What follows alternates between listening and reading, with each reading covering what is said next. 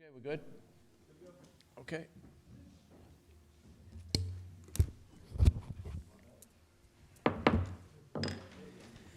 Joint meeting, North Smithfield Town Council and the Halliwell Review Committee, December 13th, 2021. Madam Clerk, actually, hold on. We're going to call our, we're going to open our meeting. So, Mr. Porter, if you want to. Sure. Halliwell Review Committee is called to order. So I'll do a roll call. Mr. Simpkins? Here. Mr. Savini? Here. Mr. Halliwell? Here. Mr. Mayo? Here. Mr. Gerton? Here. Mr. Nigerian? Here. Mr. Corvo? Here. And the chairman is here. Madam Clerk, will you lead us in the prayer and the pledge, please?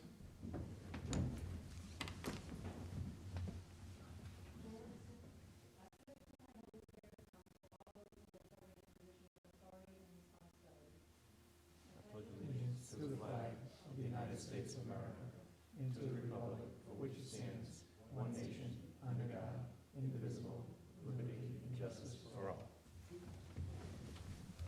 Roll call, please. Here.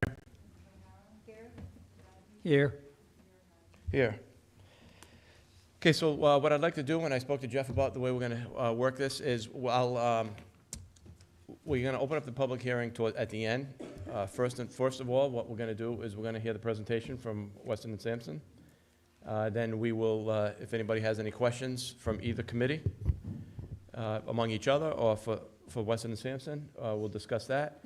And then we will open up the public hearing for anybody who's here that would like to be like to speak. Mr. President? Yep. Just a quick reminder, if you're gonna speak, please have them come to the microphone or so that any kind of interaction can be heard between the council. Do you have the portable, the hand mic? Because it'd be no need to be so formal. No, absolutely. You know, maybe we can just. We do that.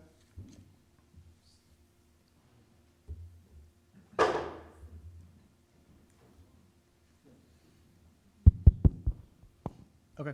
So, Jeff, could you introduce the? yeah, sure. I have a brief introduction. So, since the approval and the formation of the Halliwell Review Committee, we've been meeting bi-weekly since March of 2021. The members here are Chris Simpkins, the vice chairman, Steve Corvo, our council liaison, Bob Mayo, Robert Nigerian, Frank Halliwell, Tony Gerton, Scott Savini, and Laurie Chartier. We have brought on WESTON and SAMPSON, who've done an extensive analysis assessing the property, grounds, buildings, and systems. In May and June, we completed a town-wide survey that was distributed via the website and handouts. We had over 440 responses where we learned about the town residents' desire by asking three simple questions. Keep or sell? What would you like to see at the property, and what don't you want to see at the property? The general consensus that we received was that the town residents overwhelmingly were looking for a community center with a wide variety of programming. We received additional feedback at the mini charrette that was run by the HRC and WESTON and SAMPSON in mid-July. The 3-hour-long meeting began with a tour of the existing buildings, and then we went to the middle school to have the design charrette. With all that information from the survey and the charrette, WESTON and SAMPSON then created 5 highly conceptualized plans for what the property could become. These were presented to the HRC and then shown to the public at the Pumpkin Festival to receive more feedback. And we had about 150 interactions that were dotted and tagged, and many other conversations just in general about what the property could be. Since then, WESTON and SAMPSON has refined their final report, which includes the results from the charrette, the building and site analysis, wetland delineation, survey of the property, and final recommendations for the property. I would like to introduce Carolyn Wells, who is the project manager from WESTON and SAMPSON, along with her team, and that after their presentation are also, like as John said, are here to answer any questions that the council may have. The HRC is in attendance as well if the council has any questions for us. And we are planning that, tonight's an open discussion, and then we're going to be formalizing some recommendations this Thursday night to bring back to you at a later date. And I also want to take a moment just to express my deepest gratitude to the members of the committee, to WESTON and SAMPSON, for all of the time and effort that has been poured into this final report. So with that, I'm going to hand it over to Carolyn. Can you hear me all right? Great. So I'm going to be calling out for next slides as we run through this, so just be prepared. So hi, I'm Carolyn Wells with WESTON and SAMPSON Engineers. Accompanying me today are our architects, John Comeau and James Barron. They worked on this project and are helping me talk it through, because as you can see from the report, it is a long and very complicated analysis that was completed. Next slide, please. So included in our scope of work was a site assessment. Within that site assessment, we did have a Class 4 survey completed. That's not an in-person survey, but really a compilation of existing surveys for the site. We did a wetland delineation. Just be mindful that wetlands spill over the property lines, so sometimes when we show them, you won't necessarily see the exact property lines because we're showing the full wetland. We have a structure and architectural analysis, MEP, mechanical, electrical, plumbing, and fire protection analysis. We looked at the asbestos reports that were previously completed by the town. We conducted, as mentioned earlier, a community engagement exercise to help people rethink the site and its potential uses in a more specific way. And then we did some very, very high-level graphic renderings, really looking at, within the site, how could it be used in terms of building locations and size. And then we have a summary and next steps document for consideration by the town. Next slide, please. So, site assessment. As you can see, we have 11 buildings on about 39 to 40 acres. The buildings were built in the 1950s and range in size between two type classrooms surrounded by some like mechanical utility and bathrooms, to like a building 9, which is a 2-floor building, to the multi-use building 10, which is a big sprawling space that was used as a gym, a cafeteria, a theater, and is, we think, the building that's now in the best shape. Next slide, please. When we look at a site and we want to assess its potential, we look at the key factors that constrain development. So one of the biggest constraints for this site is wetlands. Is that going to work? Yeah, excellent, thank you. Okay, I've got a laser pointer. No, that's too much for me. So this is a very complicated wetlands site. You have 3 intermittent streams, and some of them you'll see in our later photos were quite full when we were taking the pictures. And those streams range in size. So they have a buffer around them, and within the buffer, you generally, I won't say you can't develop, because that's a conversation that we have with the Department of Environmental Management, but development is definitely constrained in those areas. So as you can see, those intermittent streams, they can be very wide at some point, pushing the buffer out, and then they can come in and be very narrow in other places. That dotted line is showing you the buffer in that area and around the streams. And then the green area that you're seeing there is the wetland. There is also on the east side of the site, behind the buildings, what looks like a trench, but we'll talk about that in a little bit. What's tricky about this site in terms of development is that the areas where there is not wetlands almost always have steep slopes. And so slopes can be developed, but they're more costly in terms of design and development. You've got to be a lot more creative. You can't just put a building there. So you've literally got to either fill the site to build it up, or be very creative in how you build into the site. In this case, too, those areas where you have steep slope, which would be up on Victory Highway, down in that southeast quadrant where there's a triangle of land right there, that's a very steep area. So those areas, I'm not going to say you can't build them, but you definitely have to be creative. There also is quite a bit of ledge going on in the site. Also, it's part of the beauty of the site, but there is a fair amount of rocky terrain throughout the area. Another constraint is regulatory. So the site is, on its periphery is sort of a suburban residential. So you would be looking at single-family housing potential there if the slopes weren't so steep. But most of the site is this sort of rural estate zoning, which has a hodgepodge, really, of uses that are possible. But some of the uses that are specifically stated as not possible are like a community center. So some of the desired uses expressed by the community in the various workshops and in the surveys that we certainly heard are actually not technically under current zoning usable. So some consideration needs to be had. It's not a hard fix if you have the right, if everybody's in agreement of about what needs to be done. You can either include it as a use in your existing table, or you can reclassify it to something else that it fits your need. The arrows on the lower right map are showing where those slopes are coming into the site. And they can be very steep on that, especially on that, like I said, that southeast quadrant.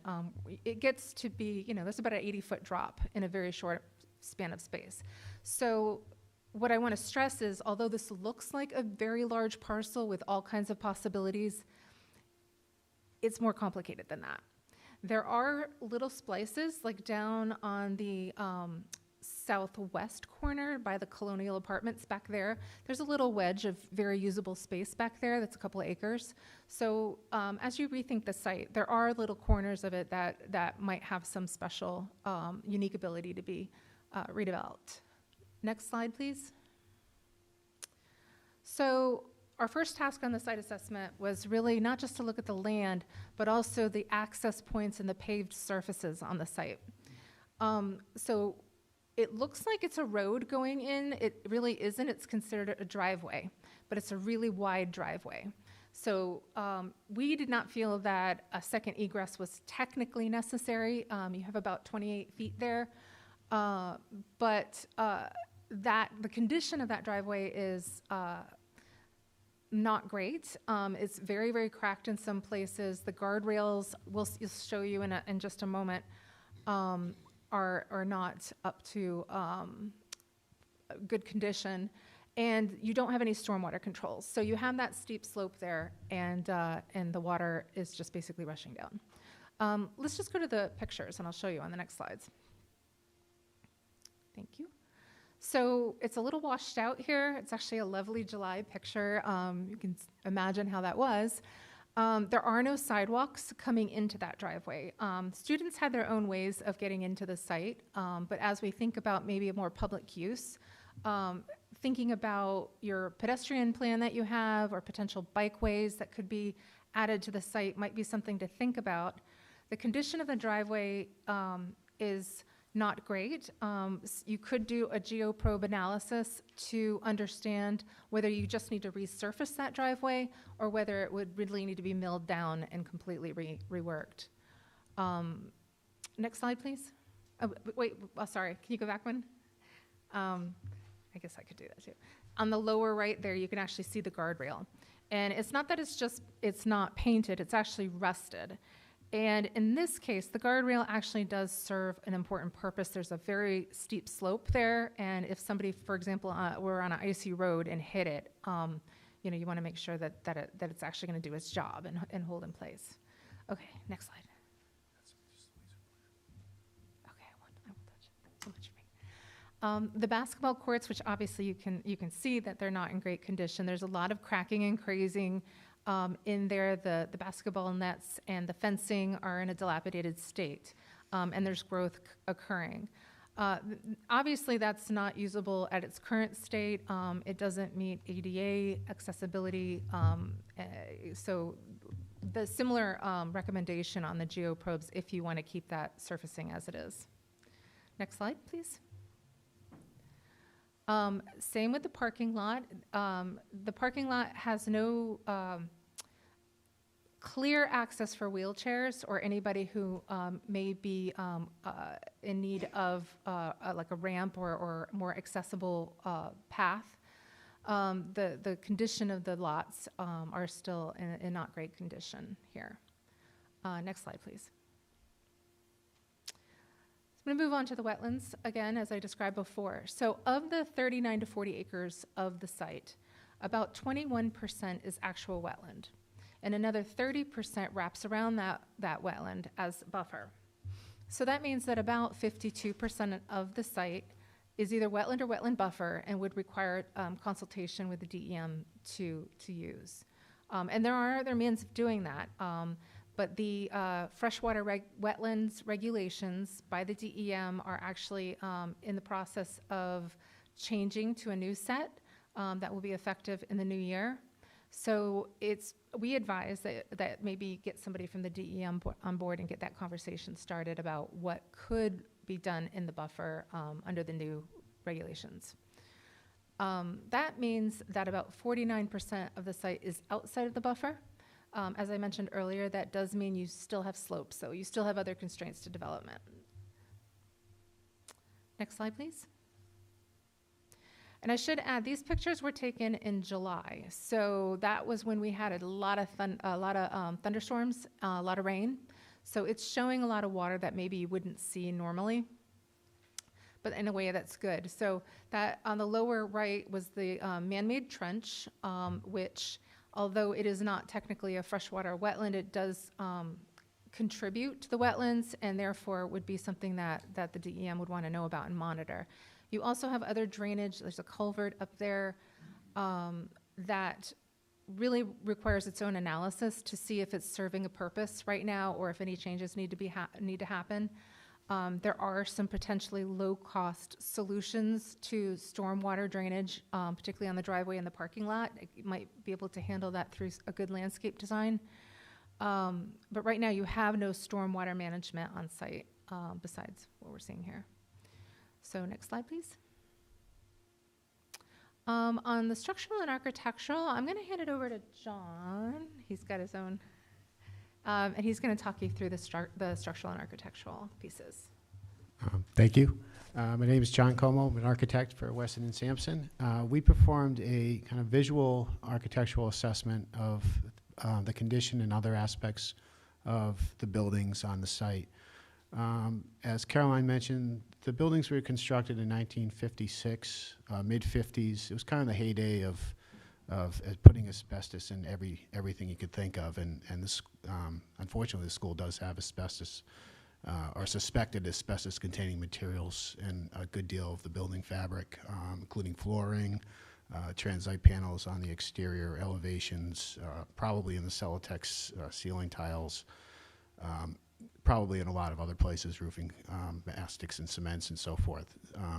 That's a big consideration. I think we're going to talk about that a little bit more later on. In general, the buildings are wood frame construction with cedar siding and asphalt shingle roofs. The kind of the larger building number 10 has large glue lamb beams to create the larger spans of that open multifunction space. The buildings have been, they're very much of their era and have not really seen substantial improvement over the years in terms of either installation or kind of minimally upkept, especially maybe in the last 3-4 years, of course. The siding is cedar. There's a lot of rotted wood fascias, soffits. The roof, asphalt shingle roofs are at the end of their useful life. They've been kind of patched in areas where I think they identified water ingress at some point. Flashings appear to be failing around any roof penetrations. The roof edge conditions are in bad shape. So as a result, a lot of the buildings have experienced water damage to the interior.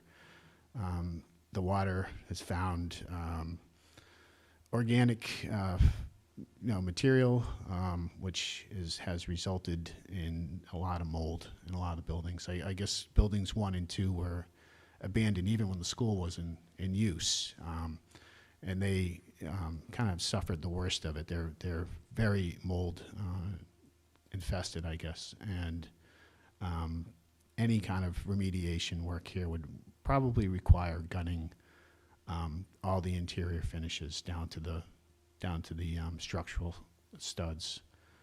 That includes walls, ceilings, and flooring.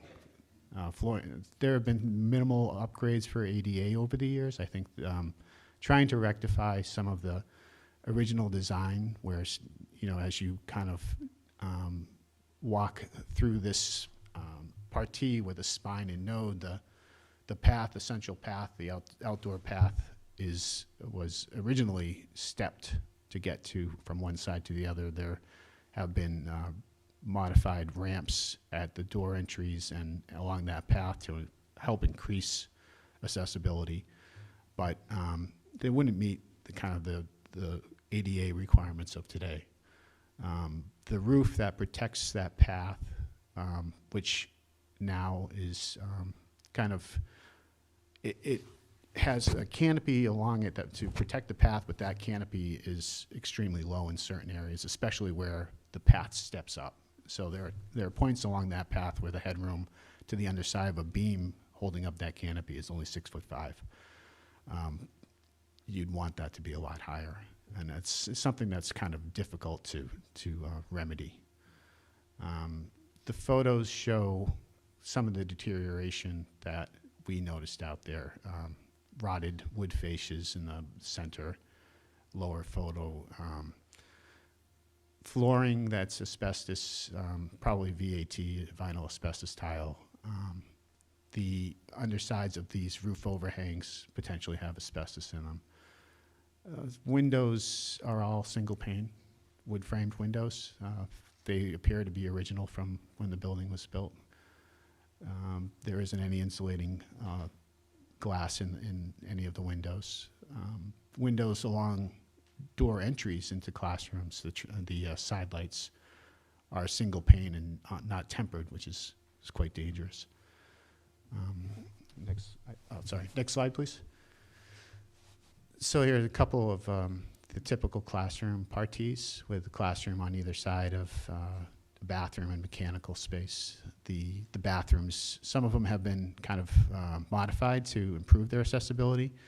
A lot of them still have 24-inch wide doors, so they're totally inaccessible. Even the ones that were improved, they did the best they can.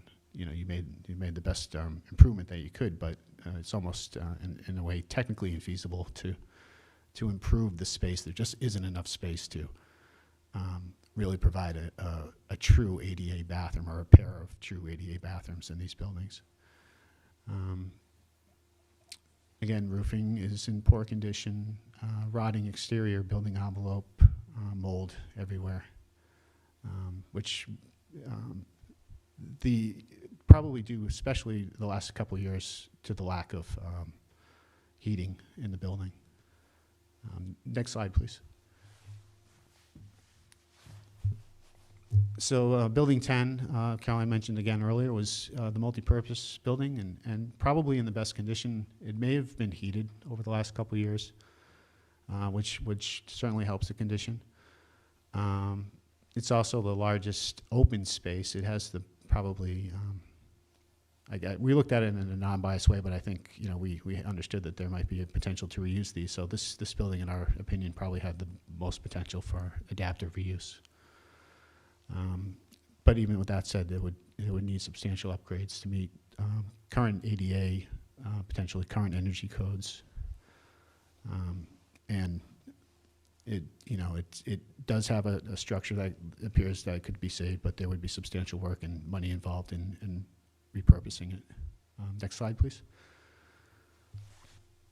Canopies and walkways, talked about that earlier. The headroom's very, very low. They're probably not worth saving.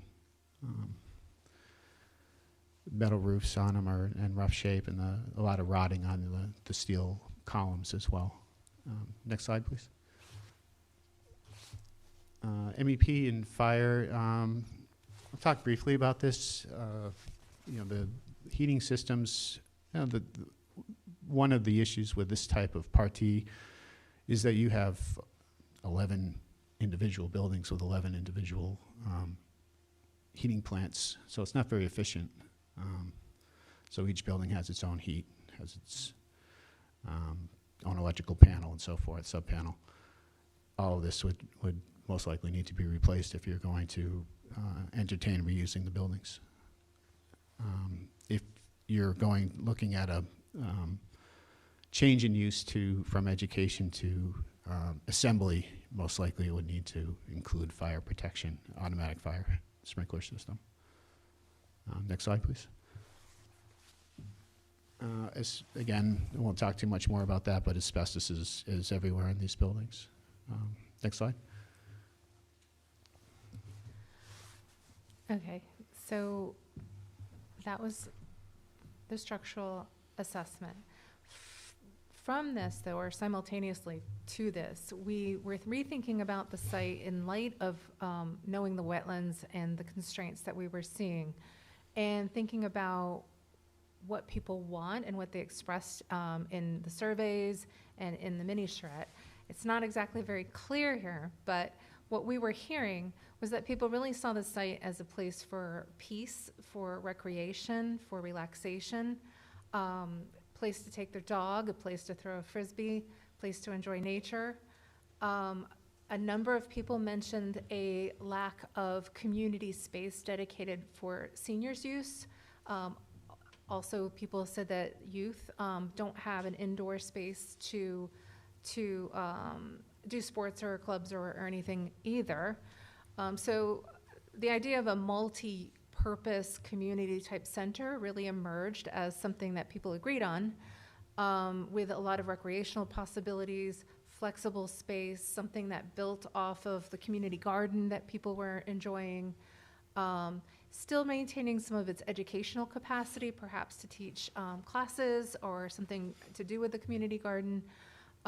Some people did also mention other issues like affordable housing and things, but we didn't hear those as much as we overwhelmingly heard the community-based and recreational-based uses.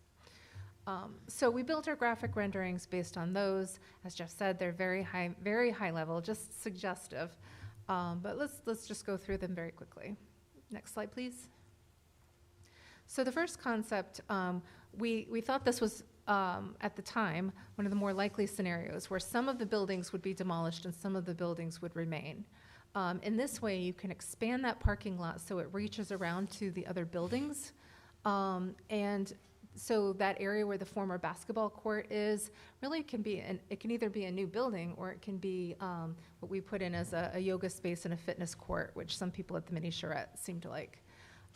We inserted a senior center, essentially repurposing Building 10 and building out from it, and flexible rental space in some of the other potential buildings. The rendering at the bottom actually shows what could be, like you can keep a building and yet redesign it for a new purpose. So that's really what that illustrates. And a number of people mentioned that they might want like a seasonal ice skating rink. So we're showing that there. Next slide, please. In concept 2, all of the buildings in this concept would entertain keeping them, although it does show that there's more intensity that you can actually build over them. I don't know how realistic that is. You're going to have to do a pre-designed analysis. But it's more the idea of what can you do with the site if all of those buildings remain. And as you can see, you're really constrained. It doesn't give you a lot of wiggle room to put anything new there. Your parking has to sort of stay where it is. You do have some room for additional recreation at the bottom of the slope, at the bottom of the hill where the playground is. But your buildings basically stay where they are. And then you have to reprogram them as they are. Next slide, please.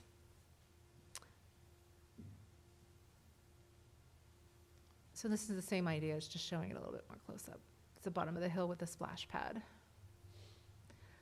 Next slide. So concept 3, we're showing something a little bit more intensely developed. We're trying to bring development to the bottom of the hill, which is very challenging because the grade there just doesn't suggest it, that's really practical. But we're trying to play with the space here and just explore the possibilities. Ideally, every building has to have ADA access, which means it needs a graded hard surface to the building. But with this scenario, if you can remove some of the buildings, particularly buildings 1 through 4, you do open up some space there for potentially the community garden to expand or just to reserve it for future development, something you might want to do there, but don't want to do it just yet. At the bottom of the hill, we just show an educational facility with an amphitheater and a little like play space basketball court. Next slide, please.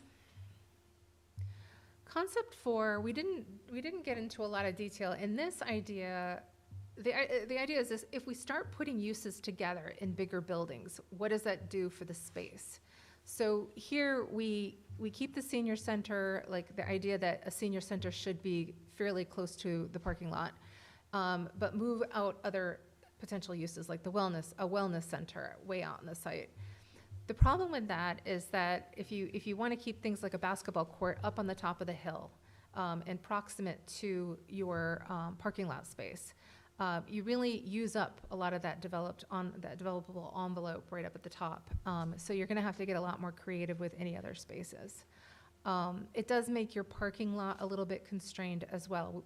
Many people mentioned a farmer's market for this site, but what we had concluded is that by the time you had spaces for a farmer's market, access for a farmer, access for people who to go to the farmer's market, you basically don't have enough space for that kind of surface parking for all of that, and that there was probably a better location throughout town. And then let's look at concept 5, which was another just back of the napkin type idea. The idea is, what if you lose all of the buildings, but you take all of the uses and you put them in one really large building? So what you see, it's called a wellness center, but it could be a community center or whatever you want to call it. It could be 3 stories. It could be however big you need it. There's a height limit of, I believe, 35 feet on the site, but it's a well-screened site.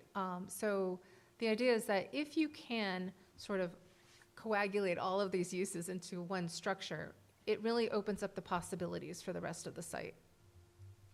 So that's basically what this one is showing. Next slide, please. So in summary, what we had concluded with this study is that technically, yeah, you could potentially rehab these buildings, but and you're on the hook for asbestos no matter what. I mean, I think you already know that. Like, even if you demolish the buildings, you will have to remediate the asbestos. But when we think about once all of the asbestos is off the building, what's left of these buildings, right? You've just got a skeletal structure. And then you've got to put it back to code. So you've got to think about those bathrooms and their accessibility. You've got to think about all of the electrical, not just replacing electrical as it was, but also the new data needs that people need now. If you're going to use it as a assembly use, as John mentioned, very likely you're going to need to sprinkle those buildings. That is very expensive. So from our perspective, the outlay of cost really makes it impractical to reuse the buildings. Because in the end, too, you'll have exerted all of that expense, and you'll still have 11 separate buildings with very separate spaces that each have their own, they're not necessarily energy efficient in that respect, but you'll have to rethink the spaces limited to what you have. So from ours, because we were asked, just tell us what you think. That's what we think. That if you explore, say, a next phase, which I have given you a memo of potential next steps, a pre-design activity would probably be really beneficial, and in the long run, potentially save money, because it will allow you the opportunity to really drill down on what the community wants and needs, what spaces make sense. It'll give you a good reference point for some precedents that you might explore, and it'll give you a good foundation for potentially pursuing grant opportunities. So that's my recommendation. We do have in the assessment, we didn't do like a cost analysis. That wasn't really in our scope, but to the best of our ability, we tried to provide actual costs to different items such as sprinklers and electrical, to the degree that we knew what we could put out there realistically, because we don't know what it's going to be reused at, so we can't really scope it that well yet. So that's pretty much the end of our presentation. There's only one word I haven't heard in your presentation. You've mentioned mold, termites. I first saw them in a classroom closest to the and that's where they started in 1980. By 2000, they were swarming. Yeah. Had eaten through everything, and that building, the double building with the bottom, swarmed there. took a vacation with the other building where they swarmed, and I mean ceilings, even in that office. It didn't go down to building 11. They didn't go down to the end. They seemed to stay there. But they were there frequently. And if you moved anything, I think you'd find a deep little habitat. And how does all the poison that they put into that soil affect growing things, et cetera? That's one thing that I haven't heard in the report, never brought out, but we know it's there. Well, so a termite assessment we recommend you get a termite assessment. That wasn't in our scope of work. We did note termite damage throughout the different buildings. And also any subsurface analysis was beyond our scope as well. So we don't know what's under there. It concerns me, because if they're putting these pods in the ground they made it a habitat, and it was only addressed in really 2000, right? When they started growing food, but they said they covered it, I was very concerned, because that was treated regularly until just about the school was closed. I honestly can't speak to that particular issue, but most community gardens do. I can't speak to it, but most community gardeners know to at least do a soil test before. I don't know that would have given them just nutrition or nutrients within the soil, or if that would give any indication of potential contaminants, but. I don't think this garden that we used this time, you would know this better. They brought in their own soil, right? They covered the ground with plastic and then built up from there, so that way there was no contamination from the That's great. soil, because that was one of our questions is, has anyone done a soil test? But that's what they did for the garden, so. Okay. So we're open to any questions you might have. I know there's a lot of wetlands up there, but can a walking trail, I don't know if anybody would know the answer to this, but can a walking trail be cut through wetlands, or are they off limits? Sometimes they can. It's something that you would have to talk to the DEM about. The only thing I'd say, because our initial concept showed a lot of trails, and things like boardwalks, they're very expensive. So that's a planning process that you might want to undertake, is to have the conversation with the DEM. They usually do support recreation. They just want to make sure that the wetlands aren't being harmed. So it's worth a conversation. Anyone else have any questions? When we put out the RFP, we were looking for short-term and long-term potential uses for this site, and what the conditions of the buildings, which you guys did, the site assessment and condition of the building and whatnot, so we'd have an idea of should we keep some of those buildings or not keep any of the buildings and all of that, and you've answered those. But long-term, where would you put a school if we wanted to put a school back on that site? That's a serious concern, because there are projects in town that are on the drawing board, so to speak. One's a 268 unit development that's going to be built, and another one is 200-something houses. I think that one is not going to be on as done expeditiously as the 268 housing units that is going to get done within the next 10 years. And so that's a real concern of mine, is where would we put a school back on this site? Because we don't have a lot of land in this town. The town does not own land by themselves. We would have to go out and purchase another piece of property, but this piece of property has a lot of value because it's sewered and it has municipal water supplied to it. That's correct, and that actually came up during our mini charrette. Is it one option to just reserve the space for future use? So that's definitely a possibility. You could also, if you do a pre-design exercise, ask your potential firms to look at whether this could, what capacity school you could get on this site, because of course even school design standards have changed, and you're going to have new standards for parking and new standards for accessibility, and again, you've got that limited envelope. So that piece of it is a little bit bigger and longer term than our scope, but it's definitely came up.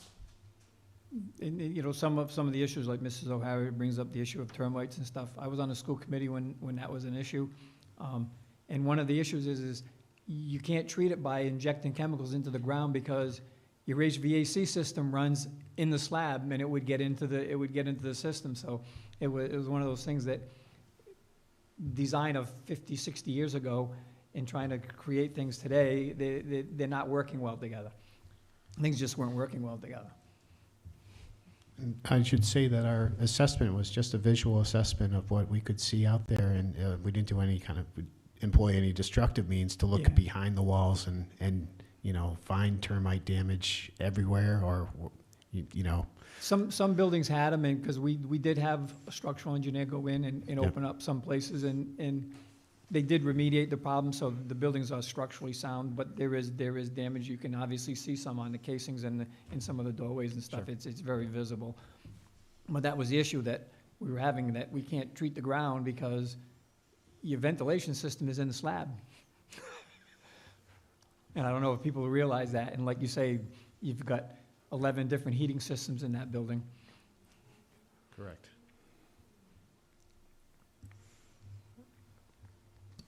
Jeff, what direction does your committee seem to want to go in on this?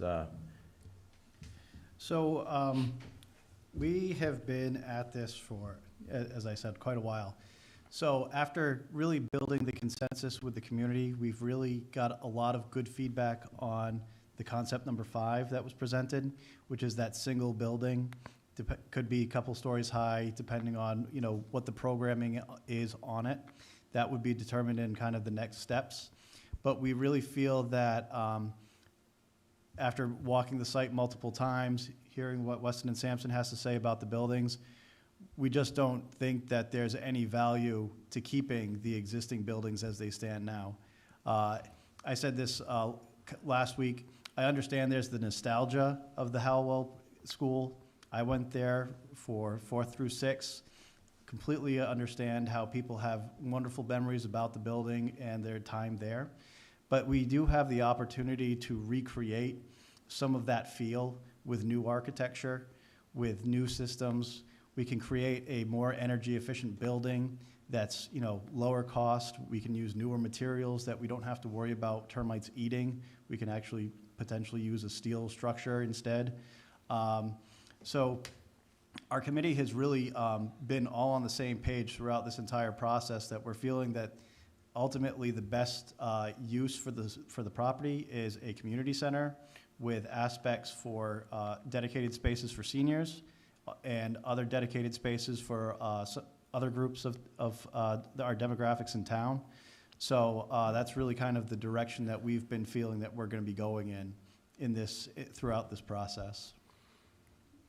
I'm thinking that the only way we can really get anything done is like small steps, because we're not going to have $20 million to do it, right? So I think the plan should be small steps, like do a splash pad, knock the buildings down, you know, take it one, it might take 5, 10, 12 years, Sure. but that, it should be more of a longer term plan than, This was supposed to be, short-term was, what do we do with the buildings we have today? Right. And I think the consensus coming from Weston and Sampson, and I think your group is, Tear them down. take them down. Because the cost to use those would far outstrip any cost to build something new. Exactly. You can save any building you want, at what cost? Exactly. And you know, so you want to start with 11 slabs and build off of those slabs, because that's really all you have that's going to be there. And so that was a short-term solution, was, okay, what are we going to do with what's there? Can we use what's there? Is it used? I think the consensus is we can't do anything. So now you got to get into that longer term, looking 5, 10 years out, what are we going to do on that site? How are we going to accomplish that and work through that process? There isn't a quick answer to that.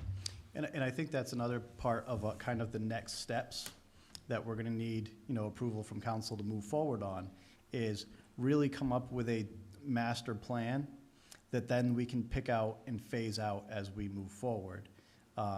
Because otherwise, if we do little phases here and there, we're not going to have a cohesive look. We need a full master plan of the property, and then we can say, have that estimated out. We get actual numbers, costs associated with it, and we say, okay, we can certainly pick off phase 1 as recreation trails. Phase 2 is the new part of a new building, and phase 3 is we built the first building to be able to accept an addition to it. So that's phase 3.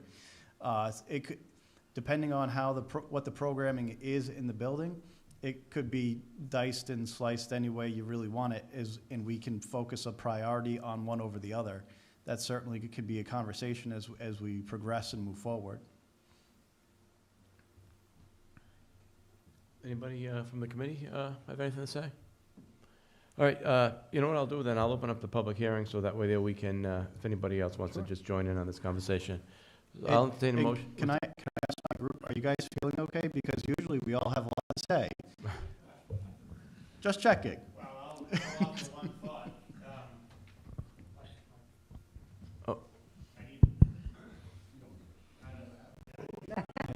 Yeah, it's just so people on the recording can hear you. Record it, you got it. one thought, which I would imagine many of our members share, is that through the diligent work of the committee and the professionals and the Autumn Fest, for example, you put the taste, you put the flavor out there to the public, especially the seniors, especially the youth.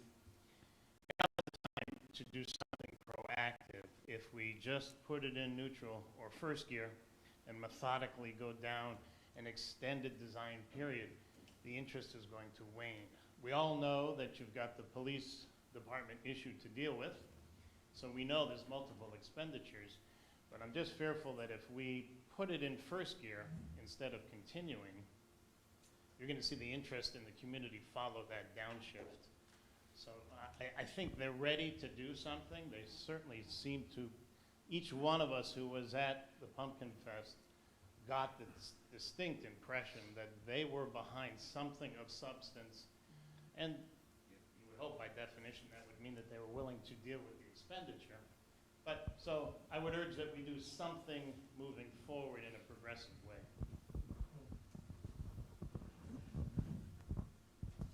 If I could append to that, I firmly believe we are dodging a bullet there right now.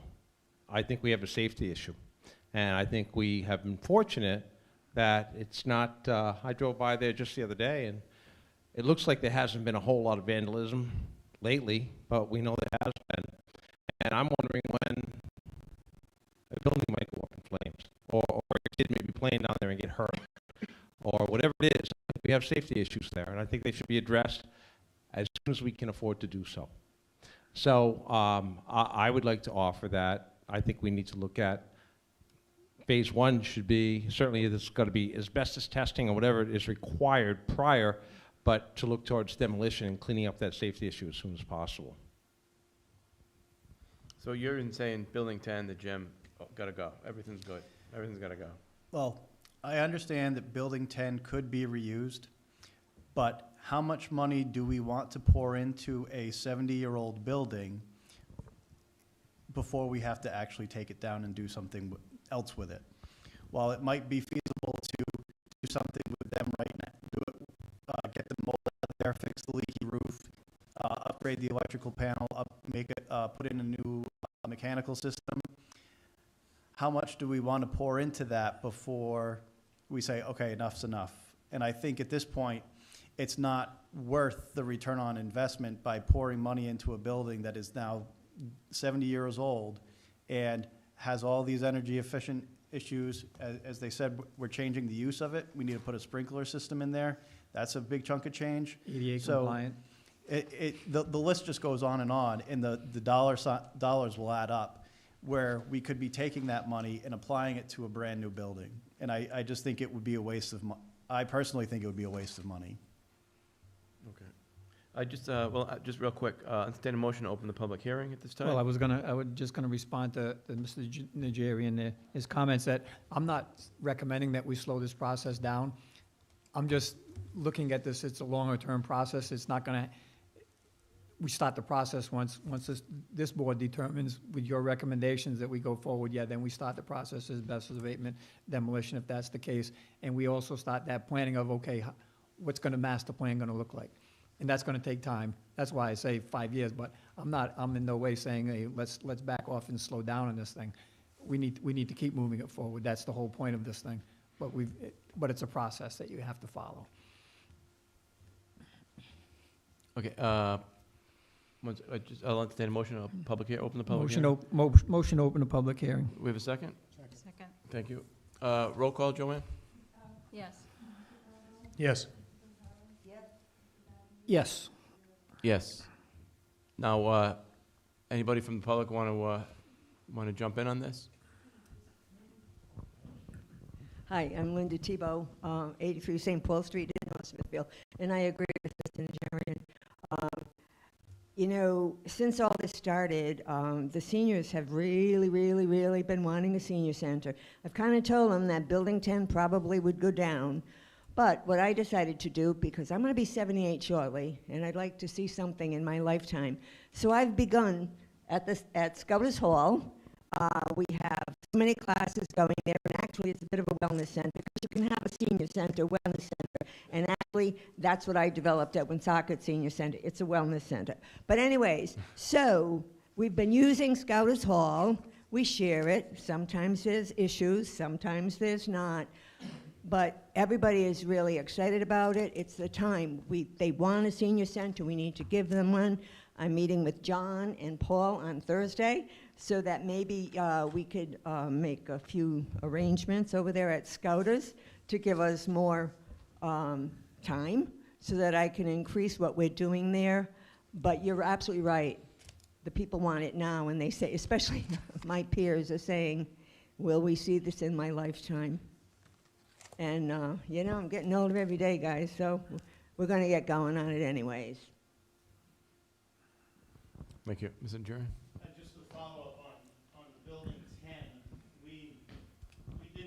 we spent a lot of time debating, or not debating, but discussing Building 10 because obviously it's the largest building, probably gave us the most opportunities for revised use.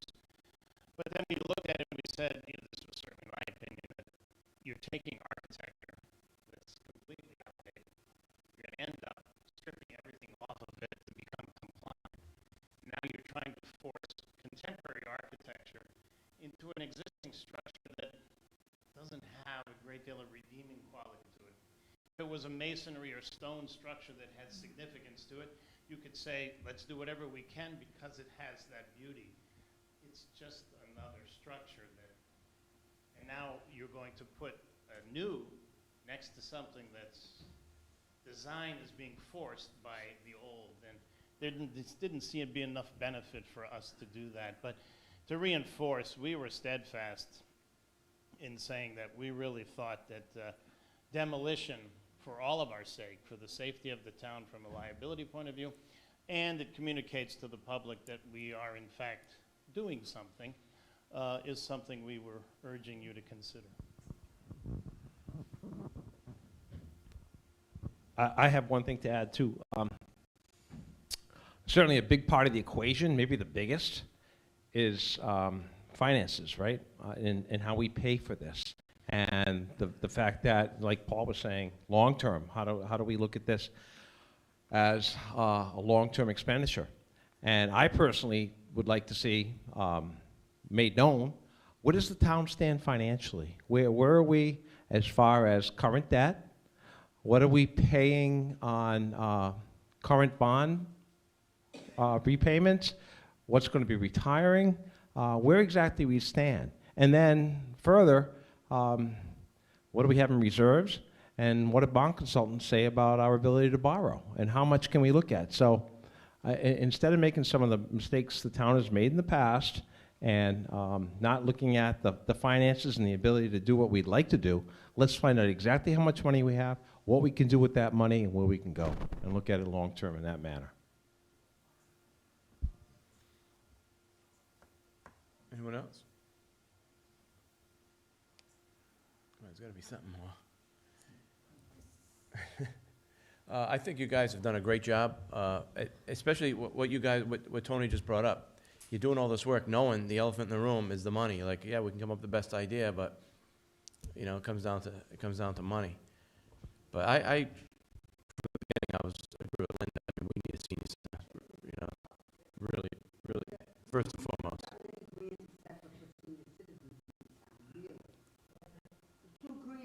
She was asking about grants. Grants. I just wrote for a grant, and you know, nurses don't like to write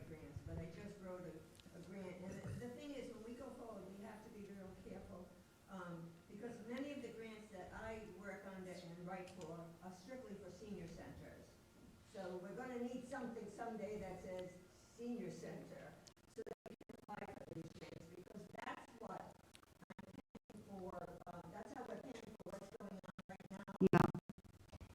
We didn't get the money, we don't have a senior center. They gave it to Aging Well, and we already have a presence in Smithfield, it's in our catchment area, so we dumped the money, we bought these chairs. That's for a senior center someday. We bought these chairs so that we could provide safe exercises there. And the grant I just over was for $65,000, a 3B grant, it's a wellness grant. So, you know, there are grants, hate to write them, never learned how to do that in nursing school, in college, but we do it anyway, we do what we need to do. But yes, there are grants, and there are ways that we can make this happen. I was hoping, Halliwell probably said, oh, we could do so much there, but, you know, I'm a taxpayer. I pay taxes on 2 houses in town, so, you know, I get it. I own an old house and it costs a whole lot more to do things in it because it was built in 1874 than to build a new house. I get it.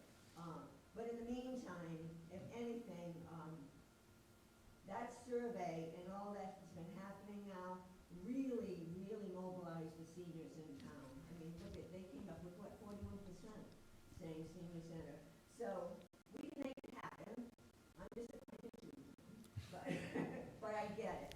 I get it. As long as we can do something, and then for the senior center. So, you know, I just want to say, sitting on town council and being the liaison for the Halliwell committee, I personally have thoroughly enjoyed the Halliwell committee, particularly the 9 members. And I think, is that the largest committee that we have in town?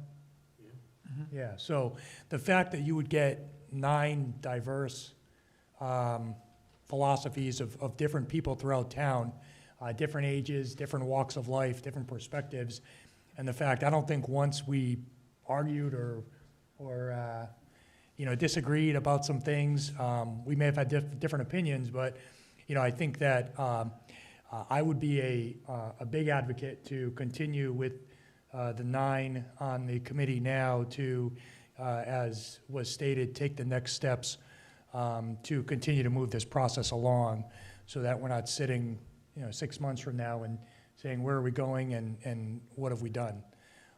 So I just want to say thanks to those that have been on the committee and just said that, just say that, you know, I've really enjoyed working with the 8 of you. Speaking of next steps, though, Jeff, as we were discussing earlier, you want to explain what's going to be on the, you asked to be on the council agenda for next time? Yes, so it's not the next steps that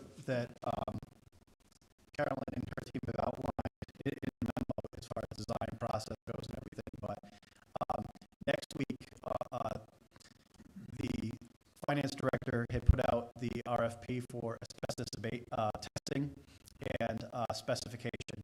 So she'll be presenting that cost to you. It's the environmental consultant, ECM, the folks that did the mold report originally for Building 10. So they will be going, testing every building, and then coming back with those results, and then they'll also be providing documentation for how a contractor should be abating that asbestos-contained materials. And then they'll also be providing a cost for that abatement.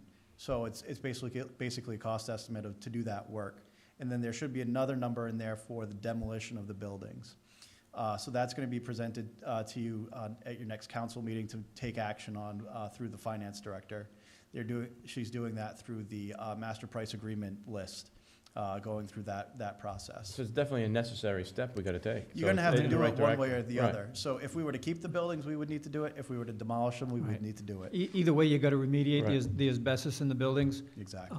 So by using this firm, they're going to go in, they'll do a complete study, you'll get a complete report of what has asbestos, what doesn't, how to remediate it, how you're going to handle it. That's got to be submitted to the Department of Health for their approval as well to go forward. It's a process. Right. And these guys, this is what they do. There are companies, that's all they do. We used Emory when we did this building. ECM can do this one. There's a number of guys out there. And then there are other guys that'll come in and will do asbestos abatement. That's all they do, and they specialize in it. Getting back though to earlier where we're disappointed about Halliwell, some of that is people will look at it and say, oh, there's a good building, we can use it, it's a big space, without realizing that by it changing use, we needed to bring the building completely up to code, and I don't think people fully realize that. They thought that, oh, now it's empty, we can turn the key, open the door, we can go into it, and unfortunately, it doesn't work that way. And then you run into the problem that the costs just start escalating when you start getting to this, changing the HVAC, the plumbing, bringing it up to code, ADA issues. It'll outstrip the cost of that building. Can I just say one Yeah, of course. You know, even though the buildings get demolished, it doesn't mean that the memory of Halliwell has to go away, because I think we could probably still keep that name there, like Halliwell Village or Halliwell Site. What happened there will still be there, you know, just like this used to be Kendall Dean School, and it isn't that anymore. So that's all I got to say. Yeah, I think there has certainly been no comment that say we need to call it something else. I think it's been the overwhelming majority of town residents that want to see the name kept to the property, whether it's the Halliwell Community Center, Halliwell Senior Center, you know, whatever it becomes, the Halliwell name is certainly going to still be tied to that property. I know it's going a little bit off topic, but to think outside the box is, you know, maybe Halliwell isn't the place for the senior center, but maybe we should kind of be looking at doing modifications or doing additions or expanding Scouters Hall, and maybe have like a new wing dedicated to seniors, and maybe the other wing to the scouts, or maybe have a 2-story building and scouts are upstairs and seniors are low, and then move the municipal court out of there. I mean, I don't think saying that the senior center has to be 10 years down the road, but I think if we kind of think about it a little bit, just because Halliwell wasn't slated for like, okay, yeah, we're gonna do this next year, there's other options in town that I think we should be looking at, and I don't think it would be probably a quarter of the expense to just try and do something at Scouters and bring that up to code, and, you know, make that look beautiful, and still have 2 uses, you know, and give the seniors a good space that they know that that's their space and that's where they go and that's where they get all their information. And, you know, I think we just kind of need to look outside the box and not say that the senior center is totally off key for, you know, 5-10 years from now. I think we need to look at other options. But I know we're talking about Halliwell, but I still think we should kind of be looking at other buildings in town and not just say that it's done for 10 years, you know. I think that's something we need to look at, you know. It is, I mean, see, you're looking for a home, right? We have, like right now, we have a center, we just need a place. Right. It's a virtual center now. And I'd like to leave you with this thought. I think seniors, let's get them going first, because how much time do we have? But secondly, I still feel that Dr. Harry Halliwell's name should be associated with the school. And I will go forward, and I may not get through with this, but I'd like to see North Smithfield Elementary School be renamed. And in that school should be 2 rooms that have Julie Elias helped plan that. She spent just about her entire life teaching here, and she was dedicated. And Jean Peliquin as well. It may be a library, another area, but Dr. Harry was my pediatrician. And with 6 kids, every week on his way home, he stopped. And he died taking care of kids, leaving 4 behind. So I'll knock on doors and I'll fight people here, but I still want his name on a school. And I'll pay for the sign, and you can quote me on that.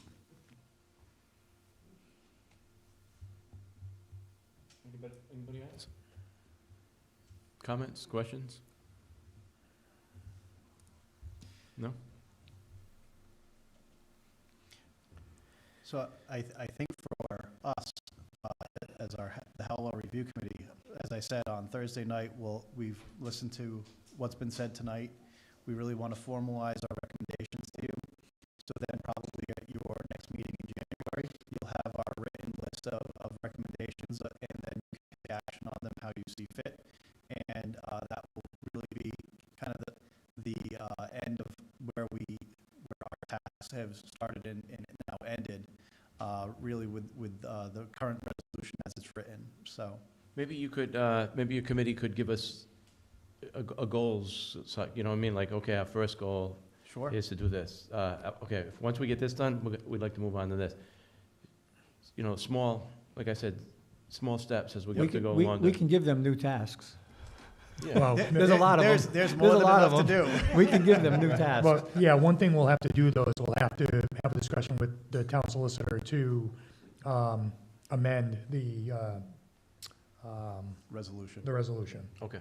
okay? So, once they submit the scope, then we can decide, you know, how, to what extent we want to revise that. Mhm.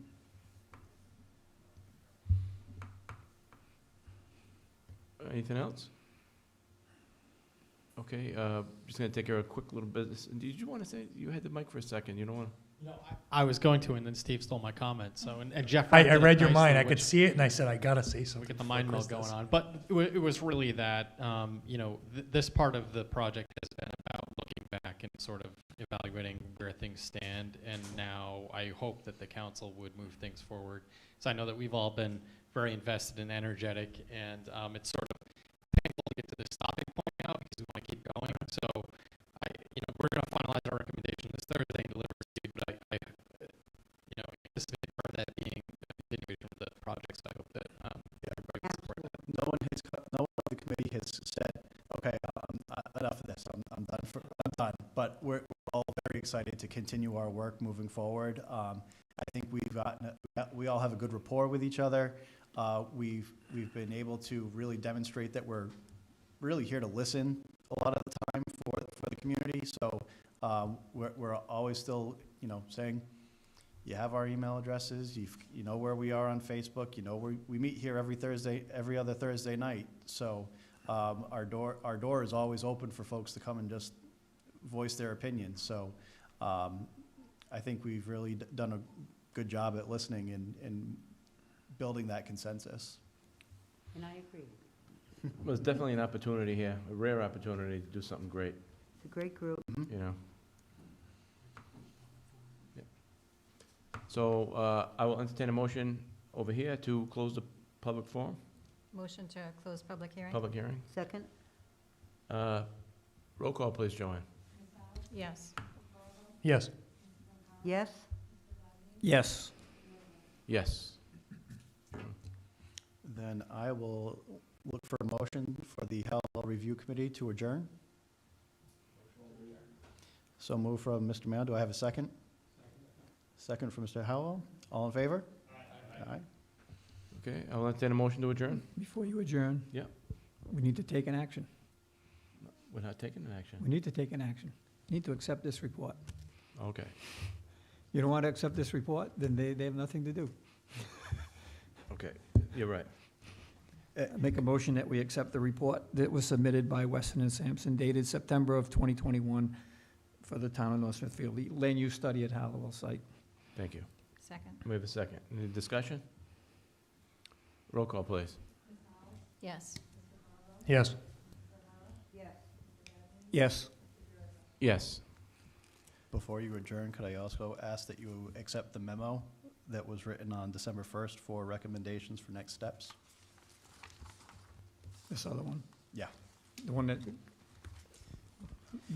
It's really the first 6 pages that I want to make sure that yeah, because gets the into whole record. thing is Lincoln. As a precedent. Okay. Would anyone like to make the motion? Mr. President, I make a motion that we accept the memorandum issued by WESTON and SAMPSON dated December 1st, 2021 for recommendations for the next steps. Second? Any further discussion? Roll call, please. Yes. Yes. Yes. Yes.